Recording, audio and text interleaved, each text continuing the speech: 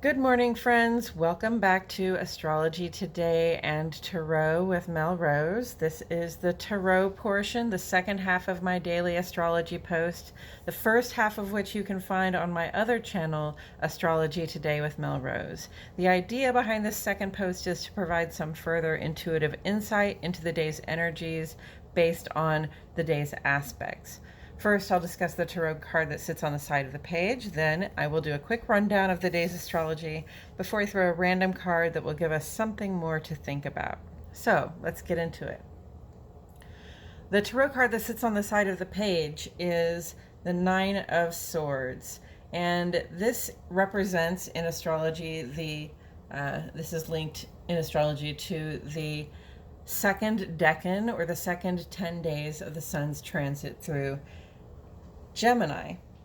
So Gemini is an air sign, swords and tarot are air, and air is about how we use our thoughts and our words, how we make our plans, how we say the things that we say, and especially how we think about the things that we think. And in this case, in the Nine of Swords, we see a person who's sort of in a position of extreme mental anguish or anxiety, perhaps losing some sleep or having bad dreams, trapped for sure in a negative loop of thinking. And a reminder that, when we allow our minds to dwell and ruminate on things that are painful, and yet there's nothing that we can do about them, this can be detrimental, not just for our mental health, but for our physical health. And it's all our physical health, isn't it? So if you are struggling with anxiety, if you are losing sleep, if you are falling out of your routine and falling behind on your projects, now is the time to take action to get control of that brain again, okay? If you are struggling on your own and you haven't told anybody what you're dealing with, now might be the time to share with somebody what it is that you're struggling, or at least that you're struggling, okay? You can speak to a counselor, you can speak to a friend or a confidant, and there are all sorts of plenty of suggestions out there in the world for how to get your mind off of the thing that it is dwelling on. I always advise, getting a little active, paying attention to what it takes to tire your body out, or, read a book. Do something else that's going to distract you so that you don't have to dwell on this thing that you can't do anything about and that it's causing you pain. But if you can't do it alone, please reach out to somebody. Please, please, please, there is help out there for you. You have friends who will listen to you. There are therapists who will listen to you and help you out. Okay, and with all of that said, I'm going to go ahead and mix up some cards while I remind myself and the cards that the sun is in Gemini. And I love drawing this little thing right here because it almost looks like half of a weird monster face or something. You see his eye and his little nose and mouth. Okay, that's strange, I know. So the sun is in Gemini, and the sun in Gemini is a time when we play around with our intellect. We create from the intellect. And that means bringing in a lot of information. That means searching out a lot of information, doing research on our favorite subjects, trying to have the best idea of what it is that we are creating from and creating for, so that we can express it in a really coherent way. And so Gemini, little playful vibe, but also very much data driven, very much interested in information and what we can do with it. And then on the moon side, the moon is now a waxing crescent. No, a waxing gibbous. The moon is now a waxing gibbous. And I think I did it backwards today, friends. I'm not sure. But let's just say that we are past the first quarter, so we are closer to the full moon than we are to the new moon now. And we also make ingress from Virgo into Libra today. So we've got Gemini and Libra, Sun and Moon, and those are both air signs. So it's still very intellectual. It's still very asking questions and using discernment and trying to determine the truest path forward. On the moon side of the page today, we have a couple of really beautiful aspects where the moon goes trine with Mercury, which is very favorable for planning and sharing, and then Mercury goes trine with Pluto, which is very favorable for seeking insight, which is something we've been doing a lot lately with Mercury trine Pluto. We've already had that insight. We even had the Sun sextile to Pluto for a while, like really shining that light into our interior depths. But this is like a blessed functioning for being able to really feel what's coming up. Like we can feel it and we can work with it in a way that really might help us out. We've got a 3-hour void, of course, in there late this morning, or basically in the middle of the morning, inviting us, if we have the time, to write in our journals, do some meditation, have those internal conversations, seek that insight, so that you have the information that you need to move on into your day. And then moon makes ingress to Libra at about 10:30 this morning, and when the moon is in Libra for 2.5 days, we are big lovers of balance and beauty. We feel it in our hearts. We seek balance in our relationships with those people we keep close. And then this evening at 7:26, moon goes in opposition to Jupiter, and it's really hard for moon and Jupiter to have a bad time together, but we can tend to overindulge a little bit when we're celebrating, so avoid overindulging yourself or anyone else.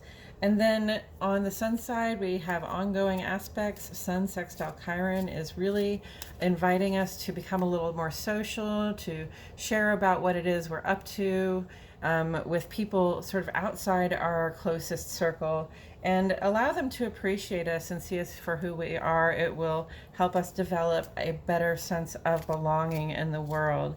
It's just really good vibration for that to happen.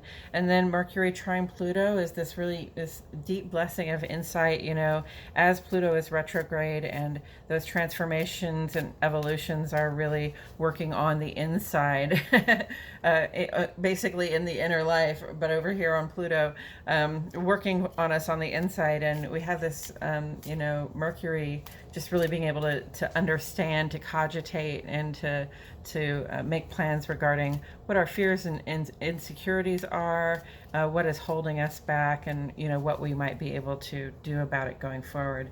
And then Pluto is retrograde in Capricorn, which is ruled by Saturn. Pluto's retrograde has been 25 years or more in the sign of Capricorn. Not Pluto's retrograde. Pluto has been 25 years or more in the sign of Capricorn. This is its last year. This is its last retrograde in Capricorn, which it does every year. And so, that has been a matter of transformation and evolution, like complete endings and beginnings, deep and total changes in our traditions and institutions. Capricorn is very much about tradition and doing what works and doing what is tried and true. And Pluto just ran through there over the last 25 or 30 years. And if you've been alive that long, you've probably seen how much things have changed. So that's no joke. And when it's retrograde, those changes are happening on the inside. This is the last year for Pluto and Capricorn. This is the last retrograde for Pluto and Capricorn that we will ever see in our lifetimes, okay? So understand that if you're going through some deep and total changes on the inside and you see that coming up, you have this beautiful opportunity to plan, but you're also not alone. We're all going through these changes. Saturn is also retrograde in the sign of Aquarius. Saturn rules Capricorn and Aquarius, but it co-rules Aquarius with Uranus. So Aquarius is a little rebellious. Aquarius is like, yeah, I know the rules, but are they really working? You know, so that's really kind of a Saturn retrograde feeling to it anyway. Is Saturn retrograde sort of turns that vibe again toward the inner life and asks us to say, you know, these boundaries we set in place. I mean, boundaries are important and they are healthy, but these ways in which we stop ourselves, you know, these boundaries and these limitations we put in place. Let's just put a couple of them under review and see if we think they're still working for us. Aquarius wants to know. Saturn retrograde and Aquarius wants to know, like, do we really need all of these rules for ourselves? Let's just see. So. That's an interesting question to be asking. I have a friend who's had this experience since Saturn went retrograde, that they just feel like they care less about the rules. And it's not like they're going to go out and become a murderer or a thief. It's really more like the rules they have for themselves, the traditions they would normally follow, they're just not as important to them at this time. And it helped them make a pretty important decision about, you know, whether to be somewhere. So that's really positive. That's a real positive potential for Saturn, as you get this opportunities to sort of review, you know, what you might have done in the past, you know, what may have been an old policy, but is not a good policy for you any longer. And with all of that said, I'm going to go ahead and turn this card. We have the King of Cups. Okay.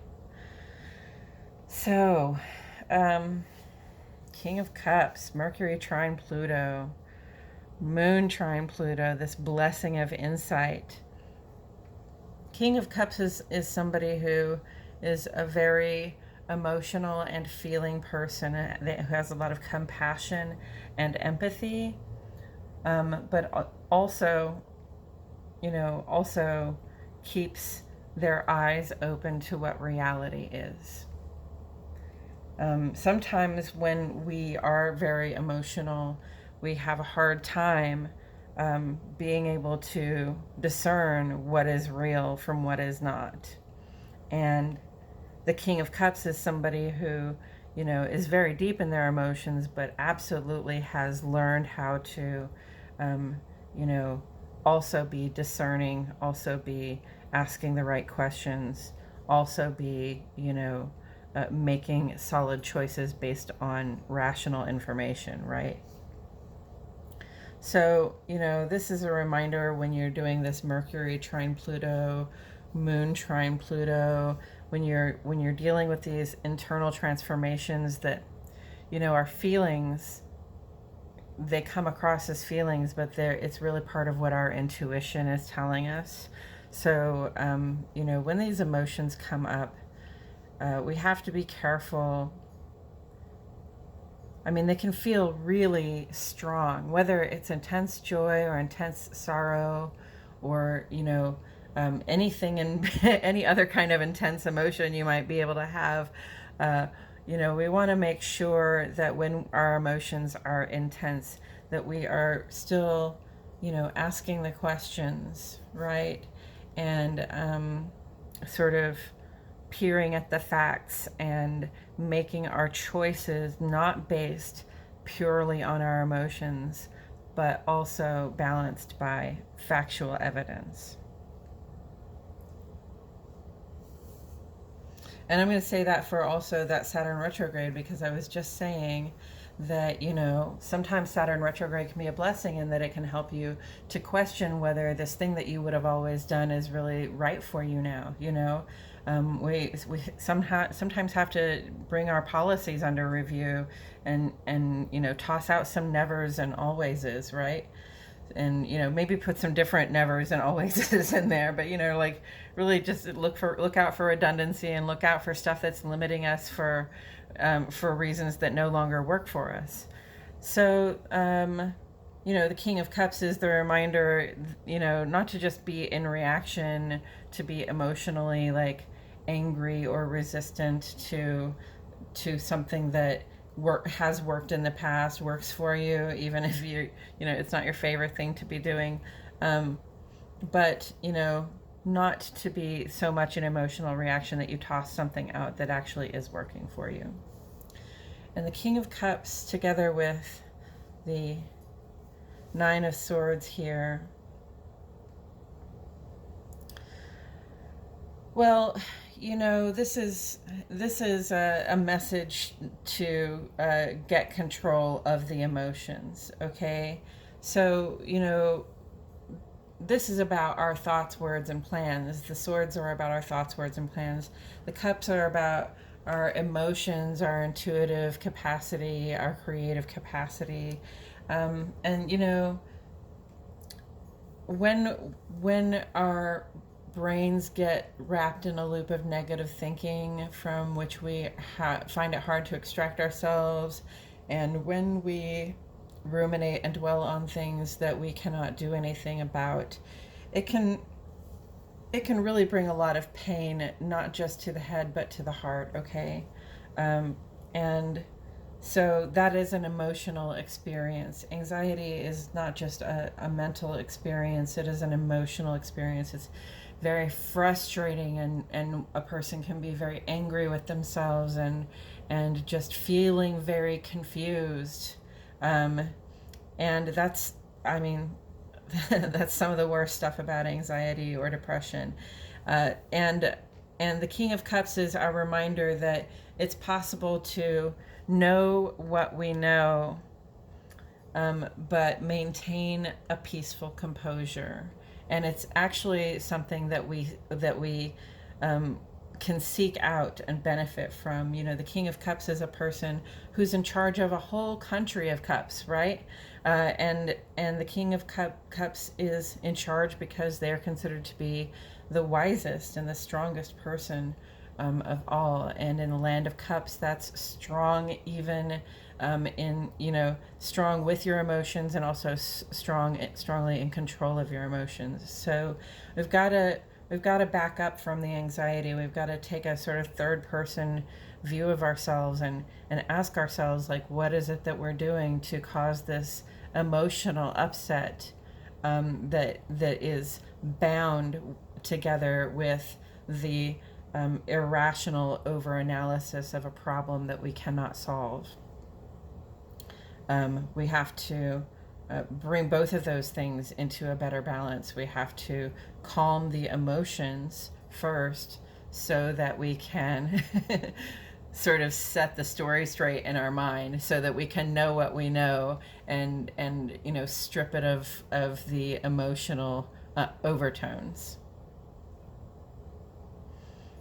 So yes, be a King of Cups, not a Nine of Swords. And again, if you are struggling and you cannot seem to stop dwelling, ruminating, sort of basically being constantly in your anxiety or depression, if you can't handle that on your own, if you can't get out of that on your own, please talk to somebody.